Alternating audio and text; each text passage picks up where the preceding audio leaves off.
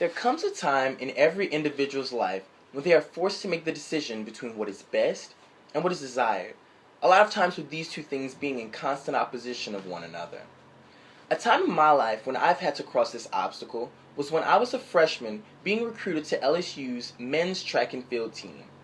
Now, being recruited to one of the top 5 track and field schools in the nation, I knew that there were certain things about myself that I'd have to change in order to work at a higher caliber.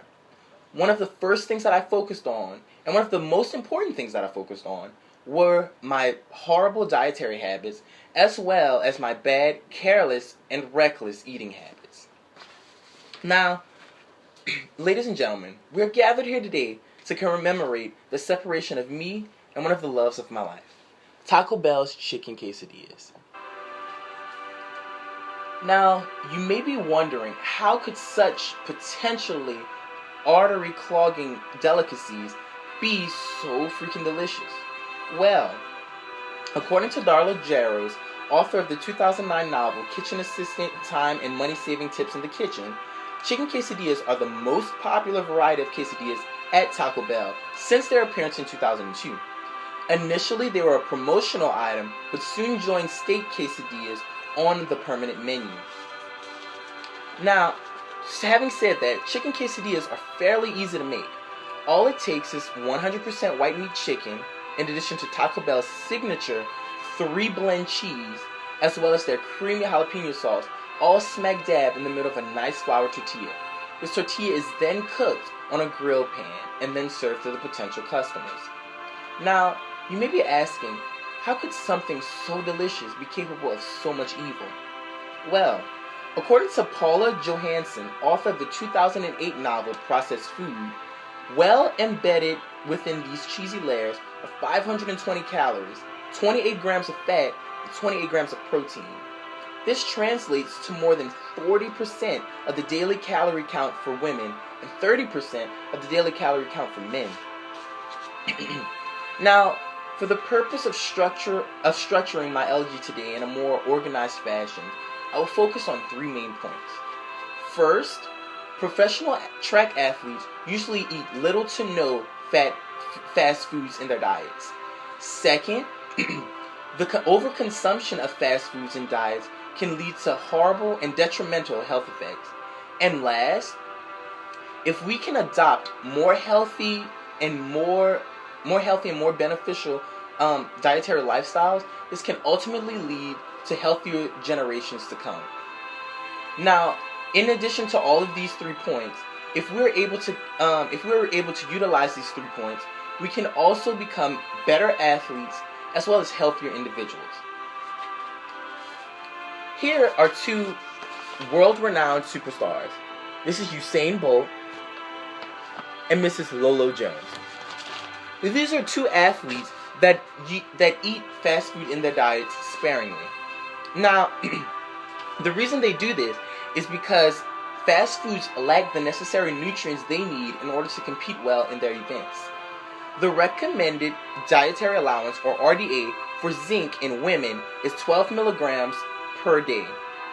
And in the adult male, it is 15 milligrams per day. In 2006, a study by Dr. Van Loen, dietitian at UC Berkeley, studied the effects of very low zinc diet on muscular strength. The results showed that this leads to the accumulation of lactic acid in muscle fibers, which can constrict muscle movement and function. The constriction of this muscle movement and function hinders the athletes, as pictured, hinders them from competing to the best of their abilities. Now, athletes are not, however, the only people who should be worried about what they eat. Diets consisting of too many fatty acids and fast foods can ultimately deteriorate one's health. In May 2007, a study conducted by Dr. Gary Plotnick, cardiologist at the University of Maryland Medical Center, showed that just one high-fat meal can alter the proper blood vessel functioning. Having said that, in addition to their findings, Udo Erasmus, author of the 1986 novel Fats That Heal and Fats That Kill, stated that fatty foods are directly related to degenerative diseases and are loaded with oils, sodium, and sugar, which can lead to high blood pressure, high cholesterol, and diabetes. Now, for my last point today, first, when evaluating the risks, one can clearly see the importance of choosing your food groups wisely. Now, for my last point, adopting healthier eating habits can ultimately transpire into healthier future generations. Although the departure from fast foods may be hard now, it does get better, guys. Stopping cold turkey may be a task that's too trivial for some, which is why eating it in slower moderation is what is strictly advised by members of the FDA. Second, incorporating more healthful eating habits can quickly enable entire households to do the same, which could pass on these beneficial habits to the next generations to come. And in due time, as more and more families implement healthier diets and exercise in their lifestyles, the obesity levels of the world can ultimately drop.